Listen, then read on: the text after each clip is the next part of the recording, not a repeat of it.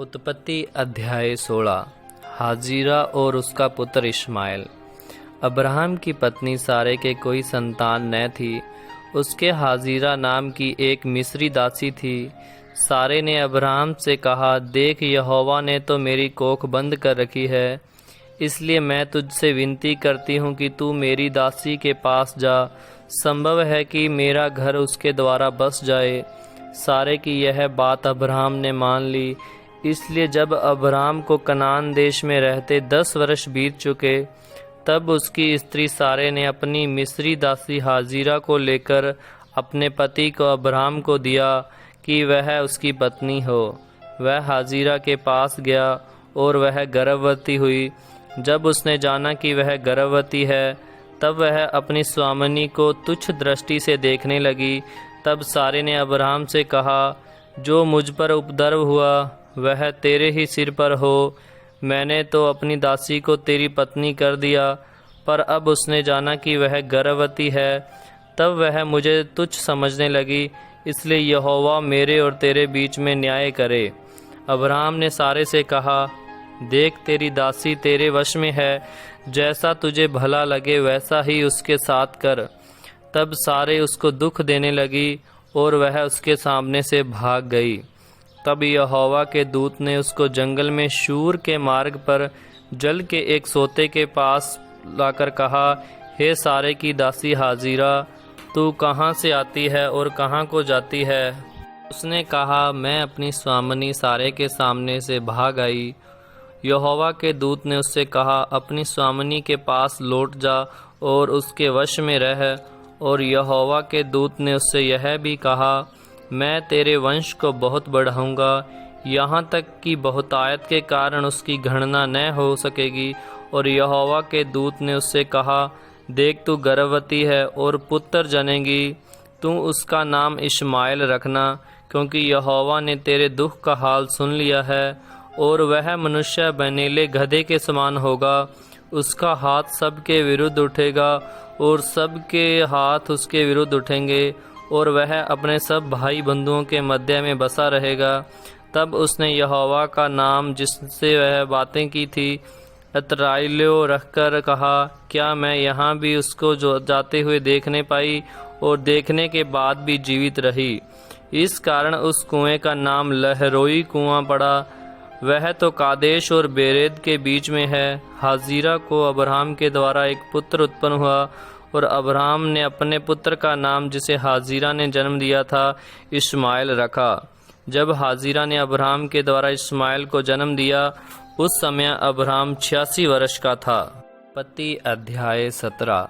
वाचा का चिन्ह और खतना। जब अब्राहम 99 वर्ष का हो गया, तब यहोवा ने उसको दर्शन देकर कहा, मैं सर्वशक्तिमान ईश्वर हूँ, मेरी उपस्थिति में चल और सिद्ध होता जा। मैं तेरे साथ वाचा बांधूंगा और तेरे वंश को अत्यंत ही बढ़ाऊंगा। तब अब्राहम मुँह के बल गिरा और परमेश्वर उससे यूँ बातें करता गया, देख, मेरी वाचा तेरे साथ बंधी रहेगी, इसलिए तू जातियों के समूह का मूल पिता हो जाएगा। इसलिए अब से तेरा नाम अब्राहम न रहेगा, परंतु तेरा नाम अब्राहम होगा, क्योंकि मैंने तुझे जातियों के समूह का मूल पिता ठहरा दिया है। मैं तुझे अत्यंत फलवंत करूँगा और तुझको जाति जाति का मूल बना दूँगा, और तेरे वंश में राजा उत्पन्न होंगे। और मैं तेरे साथ और तेरे पश्चात पीढ़ी पीढ़ी तक तेरे वंश के साथ भी इस आशय की युग युग की वाचा बांधता हूँ कि मैं तेरा और तेरे पश्चात तेरे वंश का भी परमेश्वर रहूँगा। और मैं तुझको और तेरे पश्चात तेरे वंश को भी यह सारा कनान देश जिसमें तू परदेशी होकर रहता है, इस रीति दूंगा कि वह युग युग उनकी निज भूमि रहेगी, और मैं उनका परमेश्वर रहूँगा। फिर परमेश्वर ने अब्राहम से कहा, तू भी मेरे साथ बांधी हुई वाचा का पालन करना। तू और मेरे पश्चात तेरा वंश भी अपनी अपनी पीढ़ी में उसका पालन करे।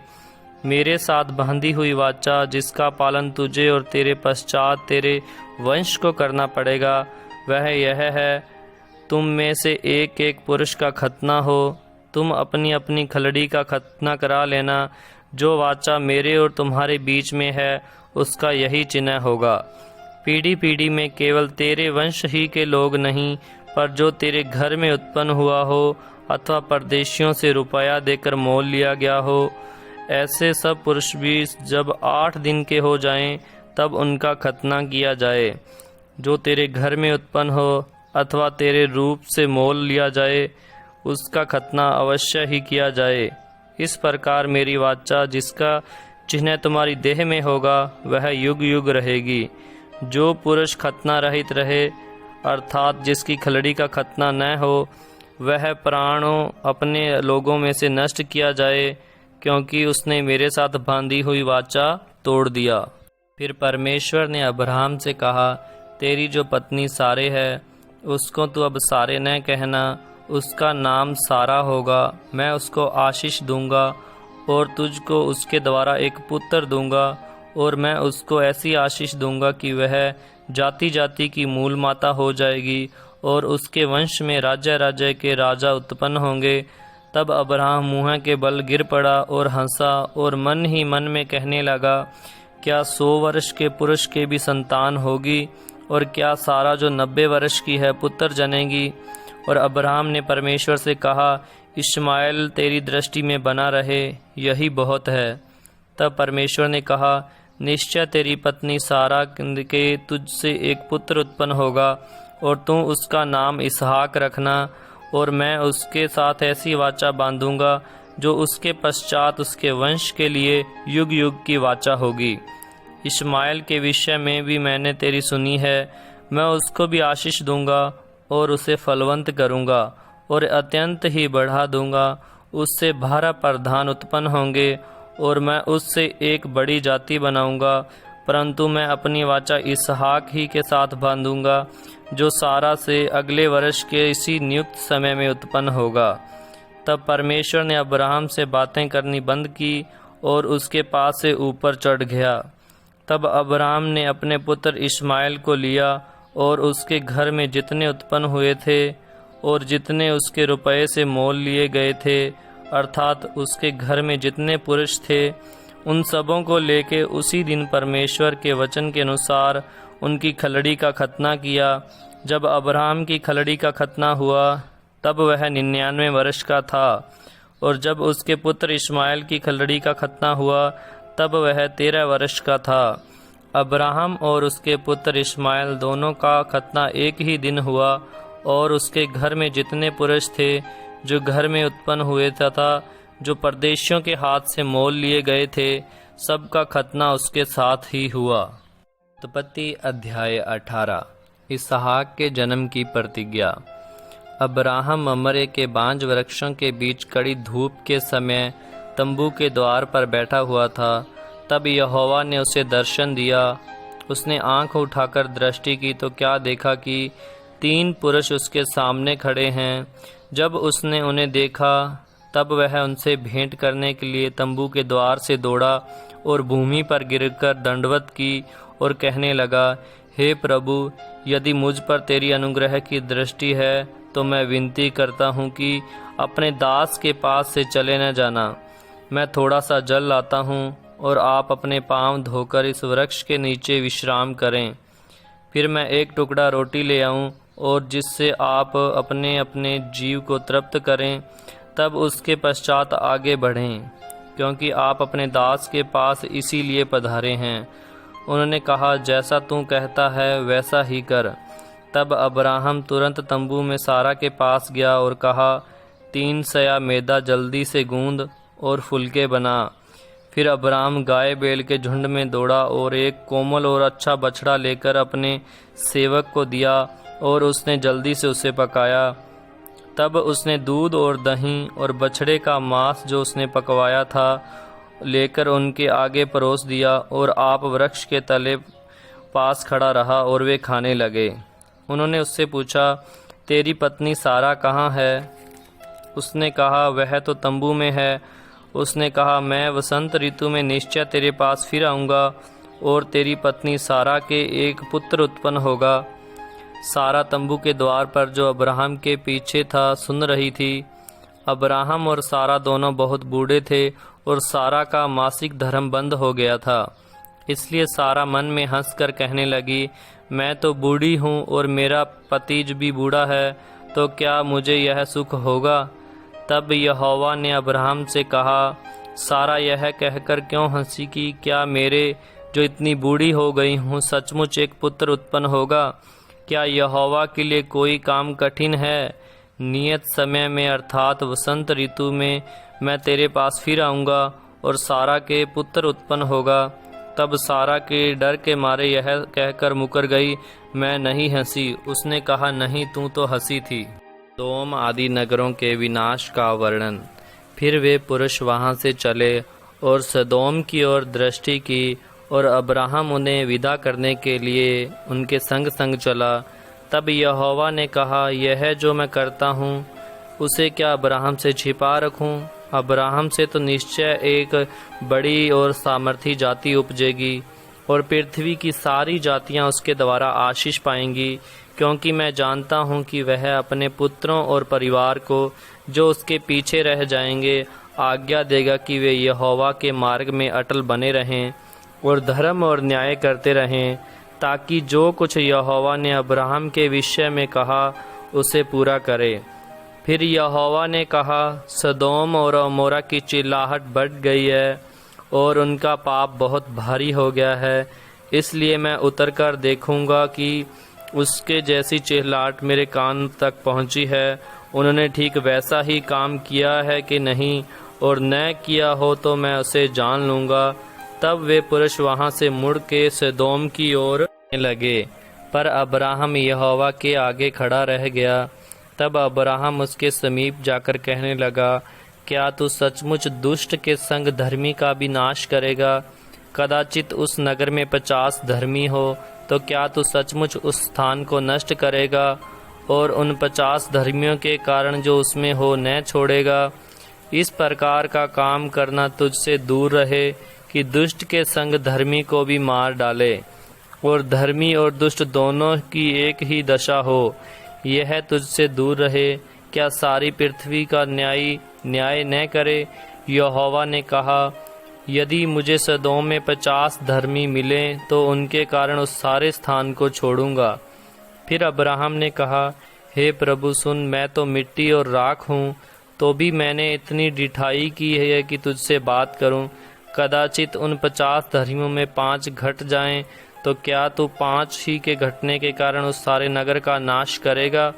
उसने कहा, यदि मुझे उसमें 45 भी मिले तो भी उसका नाश न करूँगा। फिर उसने उससे कहा भी, कदाचित वहाँ 40 मिले। उसने कहा, मैं तो 40 के कारण भी ऐसा न करूँगा। फिर उसने कहा, हे प्रभु क्रोध न कर तो मैं कुछ कहूँ। कदाचित वहाँ 30 मिले। उसने कहा, मुझे वहाँ 30 भी मिले तो भी ऐसा न करूँगा। फिर उसने कहा, हे प्रभु सुन, मैंने तो इतनी ढिठाई तो की है कि तुझसे बातें करूं। कदाचित उसमें 20 मिले। उसने कहा, मैं 20 के कारण भी उसका नाश न करूंगा। फिर उसने कहा, हे प्रभु क्रोध न कर, मैं एक ही बार और कहूँगा। कदाचित उसमें 10 मिले। उसने कहा, तो मैं 10 के कारण भी उसका नाश न करूँगा। जब यहोवा अब्राहम से बातें कर चुका तब चला गया और अब्राहम अपने घर को लौट गया। उत्पत्ति अध्याय 19। सदोम की दुष्टता। सांझ को वे 2 दूत सदोम के पास आए और लूत सदोम के फाटक के पास बैठा था। उनको देखकर वह उनसे भेंट करने के लिए उठा और मुँह के बल झुककर दंडवत कर कहा, हे मेरे प्रभुओं, अपने दास के घर में पधारिए और रात भर विश्राम कीजिए और अपने पाँव धोइए, फिर भोर को उठकर अपने मार्ग पर जाइए। उन्होंने कहा, नहीं, हम चौक ही में रात बिताएंगे। पर उसने उनसे बहुत विनती करके उन्हें मनाया, इसलिए वे उसके साथ चलकर उसके घर में आए और उसने उनके लिए भोजन तैयार किया और बिना खमीर की रोटियां बनाई उनको खिलाई। उनके सो जाने से पहले सदोम नगर के पुरुषों ने जवानों से लेकर बूढ़ों तक वरन चारों ओर के सब लोगों ने आकर उस घर को घेर लिया और लूत को पुकार कर कहने लगे, जो पुरुष आज रात को तेरे पास आए हैं वे कहाँ हैं? उनको हमारे पास बाहर ले आ कि हम उनसे भोग करें। तब लूत उनके पास द्वार के बाहर गया और किवाड़ को अपने पीछे बंद करके कहा, हे मेरे भाइयों, ऐसी बुराई न करो। सुनो, मेरी 2 बेटियां हैं जिन्होंने अब तक पुरुष का मुँह नहीं देखा।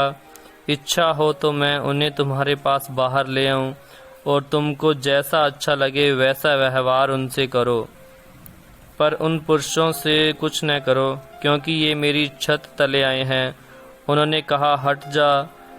फिर वे कहने लगे, तू एक परदेसी होकर यहाँ रहने के लिए आया, पर अब न्यायी भी बन बैठा है, इसलिए अब हम उनसे भी अधिक तेरे साथ बुराई करेंगे। और वे उस पुरुष लूत को बहुत दबाने लगे और किवाड़ तोड़ने के लिए निकट आए। तब उन अतिथियों ने हाथ बढ़ाकर लूत को अपने पास घर में खींच लिया और किवाड़ को बंद कर दिया। और उन्होंने क्या छोटे क्या बड़े सब पुरुषों को जो घर के द्वार पर थे अंधा कर दिया, अतः वे द्वार को टटोलने हुए थक गए। लूत का सदोम से निकलना। फिर उन अतिथियों ने लूत से पूछा, यहाँ तेरा और कौन कौन है? दामाद, बेटे, बेटियाँ और नगर में जो तेरा कोई हो, उन सबों को लेकर इस स्थान से निकल जा, क्योंकि हम यह स्थान नष्ट करने पर हैं, इसलिए कि इसकी चिल्लाहट यहोवा के सम्मुख बढ़ गई है और यहोवा ने हमें इसका सत्यानाश करने के लिए भेजा है। तब लूत ने निकलकर अपने दामादों को, जिनके साथ उसकी बेटियों की सगाई हो गई थी, समझा के कहा, उठो, इस स्थान से निकल चलो, क्योंकि यहोवा इस नगर को नष्ट करने पर है। पर वह अपने दामादों की दृष्टि में ठट्ठा करने वाला जान पड़ा। जब पो फटने लगी, तब दूतों ने लूत से जल्दी करने को कहा और बोले, उठ, अपनी पत्नी और दोनों बेटियों को जा यहाँ से ले जा, नहीं तो तू भी इस नगर के अधर्म में भस्म हो जाएगा। पर वह विलंब करता रहा। इस पर उन पुरुषों ने उसको और उसकी पत्नी और दोनों बेटियों के हाथ पकड़े, क्योंकि यहोवा की दया उस पर थी, और उनको निकालकर नगर के बाहर कर दिया। और ऐसा हुआ कि जब उन्होंने उनको बाहर निकाला, तब कहा, अपना प्राण लेकर भाग जा, पीछे की ओर न ताकना और तराई भर में न ठहरना, उस पहाड़ पर भाग जाना, नहीं तो तू भी भस्म हो जाएगा। लूत ने उनसे कहा, हे प्रभु, ऐसा न कर, देख, तेरे दास पर तेरी अनुग्रह की दृष्टि हुई है और तूने इसमें बड़ी कृपा दिखाई है कि मेरे प्राण को बचाया है, पर मैं पहाड़ पर भाग नहीं सकता। कहीं ऐसा न हो कि कोई विपत्ति मुझ पर आ पड़े और मैं मर जाऊं। देख, वह नगर ऐसा निकट है कि मैं वहां भाग सकता हूं, और वह छोटा भी है, मुझे वहीं भाग जाने दे। क्या वह नगर छोटा नहीं है और मेरा प्राण बच जाएगा? उसने उससे कहा, देख, मैंने इस विषय में भी तेरी विनती स्वीकार की है कि जिस नगर की चर्चा तूने की है उसको मैं नष्ट न करूँगा। फुर्ती से वहाँ भाग जा, क्योंकि जब तक तू वहाँ न पहुँचे तब तक मैं कुछ न कर सकूँगा। इस कारण उस नगर का नाम सोअर पड़ा। सदोम और अमोरा का विनाश। लूत के सोअर के निकट पहुँचते ही सूर्य पृथ्वी पर उदय हुआ। तब यहोवा ने अपनी ओर से सदोम और अमोरा पर आकाश से गंधक और आग बरसाई और उन नगरों को और उस संपूर्ण तराई को और नगरों के सब निवासियों को भूमि की सारी उपज समेत नष्ट कर दिया। लूत की पत्नी जिनने जो उसके पीछे थी दृष्टि फेर के पीछे की ओर देखा, तब वह नमक का खंभा बन गई। भोर को अब्राहम उठकर उस स्थान को गया जहाँ वह यहोवा के सम्मुख खड़ा था, और सदोम और अमोरा और उस तराई के सारे देश की ओर आंख उठाकर क्या देखा कि उस देश में से धधकती हुई भट्टी का सा धुआं उठ रहा है। और ऐसा हुआ कि जब परमेश्वर ने उस तराई के नगरों को जिनमें लूत रहता था उलट पुलट कर नष्ट किया, तब उसने अब्राहम को याद करके लूत को उस घटना से बचा लिया। मोआबियों और अमोनियों की उत्पत्ति। फिर लूत ने सोअर को छोड़ दिया और पहाड़ पर अपनी दोनों बेटियों समेत रहने लगा, क्योंकि वह सोअर में रहने से डरता था। इसलिए और उसकी दोनों बेटियां वहां एक गुफा में रहने लगी। तब बड़ी बेटी ने छोटी से कहा, हमारा पिता बूढ़ा है और पृथ्वी भर में कोई ऐसा पुरुष नहीं जो संसार की रीति के अनुसार हमारे पास आए।